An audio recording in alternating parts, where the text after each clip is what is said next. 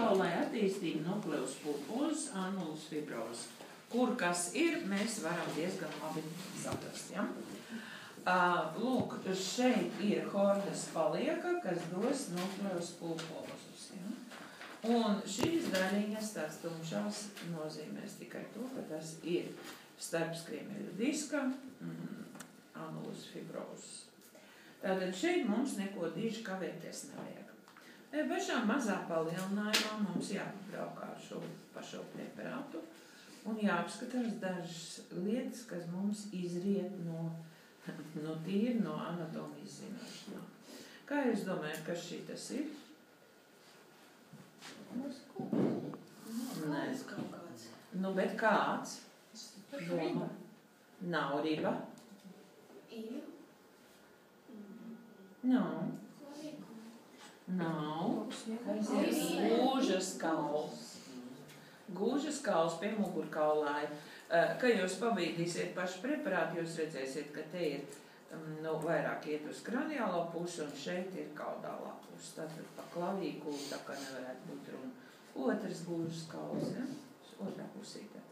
Tas arī viss. Tie ir divi attēli C1A un C1B.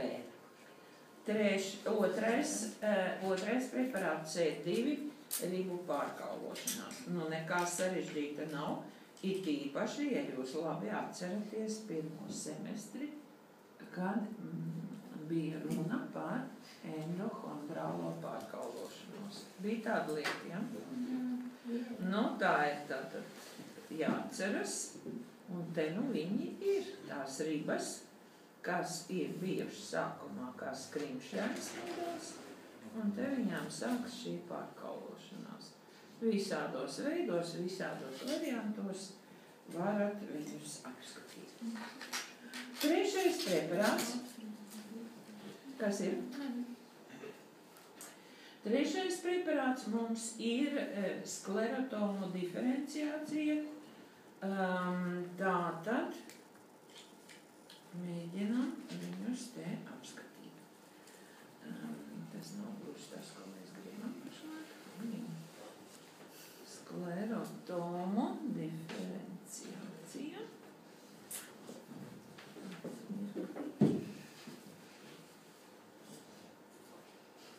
Te viņi arī ir, bet ir viens bet. Labi. Tātad, ko mēs tur redzam? Mēs redzam, ka ir divi komponenti. Ir irdenais, tas, kas ir gaišākais, un otrs ir tumšākais, tas ir blīvais, jeb kaudālais komponents. Tos mēs varam šeit labi saskatīt. Tā, jūs redzat tur uz tāpels kaut cik, ja? Jā. Tā, te ir irdenais, kaudālais un blīvais. Piedodiet, nepareizi pateicu, ja? Irdenais ir kraniālais un blīvais ir kaudālais komponents. Vēl šajā preparātā, te nu es varu jums pateikt, ka pārāk labi tas nav, būtu jāsaskata intersegmentālās artērijas. Viņas nav diezko izcilas, bet kaut kur viņas parādās. Nu, teorētiski viņām vajadzētu būt, piemēram, lūk, šeit viens mazs fragmentiņš no intersegmentālās artērijas. Es domāju, ka varbūt arī šeit, ja? Nu, vienkārši pabraukājiet.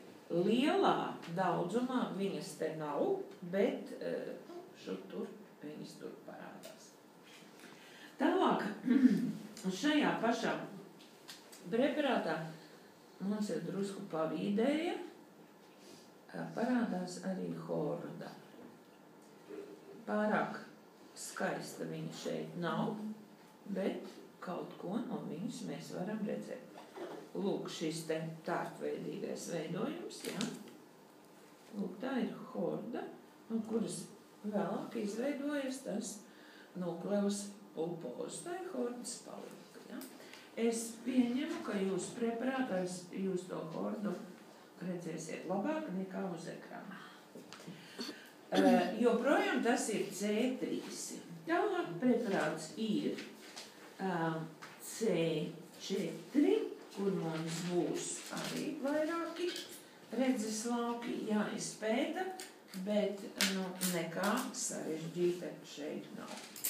Šeit mēs redzēsim,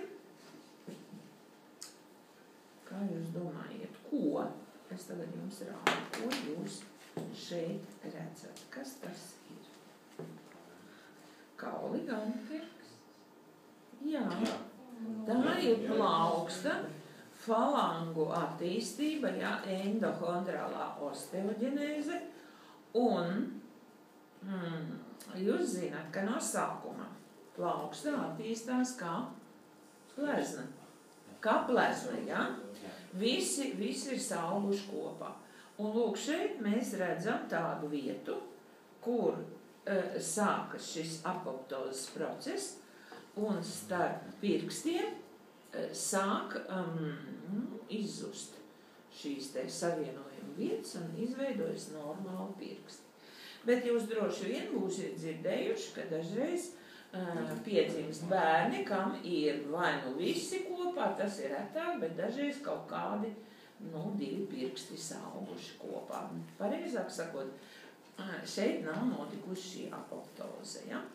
Tas mums jāņem vērā, papētiet preparātu.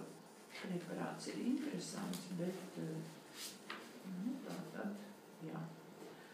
Ko mēs vēl šajā preparātā varam redzēt? Te ir arī locītavu attīstība, bet mums būs vēl viens atsevišķs preparāts, bet šī pašā kaut kur malā, tur, kur mēs sagaidām, ka vajadzētu būt ādai, mums vajadzētu uzlikt šeit lielāku palielinājumu.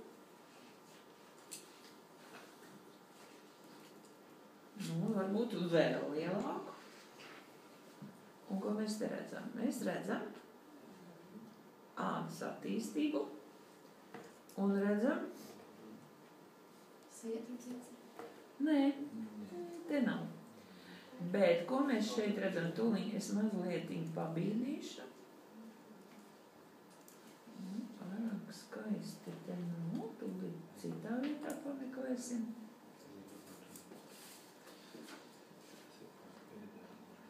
Tātad mums būtu jāsameklē derma, kas ir saistāvdu daļa. Tātad šī būtu tā visu lielā saistāvdu daļa. Tālāk epitēlijs, kas pagaidām ir ļoti plāns, un tā būtu, kas? Epiderma, ja? Tā būtu epiderma. Un virs epiderma šajā attīstības stadijā atrodas vēl periderma. Un to es jums te nevarēju smuki parādīt. Drusciņi pagaidiet, es viņu parādīšu, viņi ļoti smuki ir saskatāma, bet ne absolūti visās vietās. Varbūt, ka šeit.